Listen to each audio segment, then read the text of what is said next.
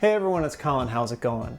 As YouTubers, photographers, and other content creators have moved to better cameras, mirrorless or DSLRs for example, they've needed to upgrade their audio equipment to match. Wireless microphone systems are a popular option, but lately the landscape has been changing for them in ways that have made them harder to use, less reliable, and potentially render them obsolete. Today we're going to take a look at a system that promises to address these concerns. System 10 camera mount from Audio-Technica. The kit we're looking at is model ATW1701L. It includes a body pack transmitter, lavalier microphone, and camera mount receiver. Basically everything you need to get audio from your talent into your camera or field recorder. The body pack transmitter is average sized, as big of a pack of cards, and about as heavy. Its construction is all plastic, but it feels sturdy and well made. It takes a pair of AA batteries, and Audio-Technica says you should expect 7 hours of life out of a pair of alkalines. You can use your chargeables if you want. I've been doing that for a while now, and they work fine, but offer just a bit less battery life. The LCD screen shows the group number the transmitter is using and not much else. There are only 2 buttons on the transmitter. The main one on top is used for both power and mute, though there is a mute lockout function for if you have talent that likes to push buttons. The other button is used to initiate pairing between the transmitter and receiver and is hidden inside the battery compartment. That compartment also holds a small screwdriver used to adjust the trim level for the microphone input. Just a couple of nitpicks with the transmitter. First is that the battery door is a little tricky to open and slides off of the transmitter completely. I would have preferred a hinged door. Also, the belt clip can't be inverted, so you can't clip the pack on upside down should the need arise. Of course, neither of these are deal breakers by any means, but just something to keep in mind.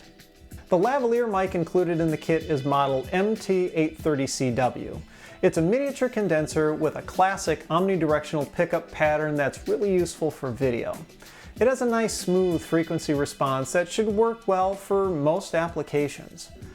And if it's not apparent already, all of the audio in this review is being recorded through that mic and System 10. The receiver is actually smaller and lighter than the transmitter. It's designed to be used mounted to the hot shoe of your camera. On the front is the power button, status LED, and a pair of adjustable antennas. Being able to adjust the antennas is a great feature to have to help you get the best reception. You want the antennas vertical whenever possible to maintain the proper polarization. The receiver has a reversible belt clip, useful for if you're using a separate field recorder or a camcorder without a hot shoe. You can clip the receiver to its hand strap, for example, and reorient the antennas so that they're upright again. On the left side is everything related to audio output. There's a 3.5mm output jack with a switch to flip it between balanced and unbalanced operation. You'd use unbalanced when going directly into a camera or pocket field recorder, or balanced for use with professional audio equipment. There's also a level adjust switch to let you pad down the output by 10 or 20 decibels should you find that the preamp on your camera or recorder is clipping. The back side of the receiver faces you when mounted to a camera. It has a backlit screen that shows an RF level bar graph, the group number it's set for, along with 2 battery gauges. One is for the receiver itself and the other is for the transmitter. This makes it easy for the person behind the camera to tell when it's time for a transmitter battery change before they actually run out. To the left of the screen are 2 buttons, one to start pairing with the transmitter and the other to select the group number, which automatically gets pushed to the transmitter as well.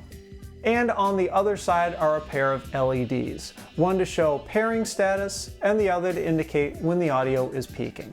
Finally, on the right side is a jack for headphone monitoring and its volume knob. A surprising number of cameras don't have built-in headphone monitoring, so it's great to see that it's included with the System 10 receiver. There's also a micro USB port that can be used to power the receiver, and is also for recharging its built-in lithium-ion battery. Receiver battery life is rated at 12 hours, which is pretty impressive.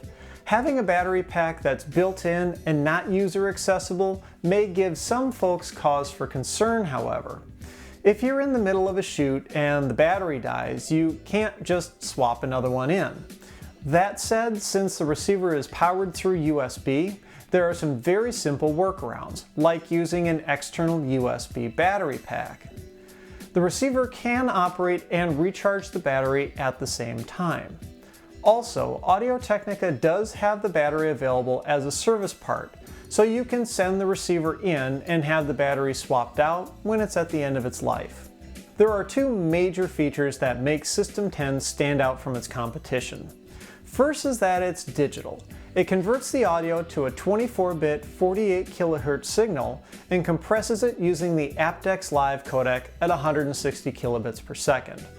Also, because it's digital, it offers a flat frequency response from 20 to 20,000 Hz, without any of the boominess or harshness that you can sometimes get from an analog system. What all this means is that you get fantastic sounding, broadcast quality audio. The other big thing about System 10 is how it handles wireless transmission. Most wireless systems use frequencies in the same band as broadcast television. This arrangement worked well for decades, until recently when chunks of that spectrum have been sold off to cell phone carriers. When this happened, a large number of wireless systems actually became illegal to use in the United States and other areas. Folks had to throw these wireless systems out and buy new ones, and there's talk of another round of spectrum auctions coming up soon. This means that wireless mic users are being squeezed into an ever-tightening range of frequencies and causes uncertainty for those looking to buy a new system. System 10 completely sidesteps the issue by operating in the common 2.4 GHz frequency band. You may wonder how this is any better, considering that range is also used by Wi-Fi, Bluetooth, cordless phones, and other devices. Audio-Technica makes it all work through what it calls triple diversity. The first type is space diversity. This is the common method of using two antennas on the receiver and picking the one that has the best signal at any given time.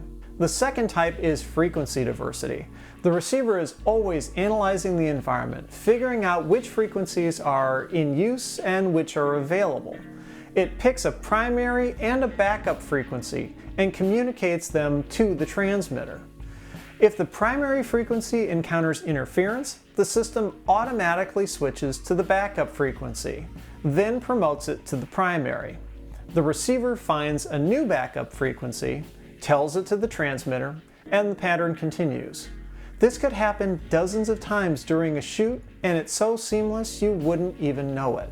The third type, time diversity, ties into this. Not only does the transmitter send its digital audio on the primary frequency, it also sends it, at the same time, on the backup frequency. The receiver gets two copies of the audio signal so it can pick the best one.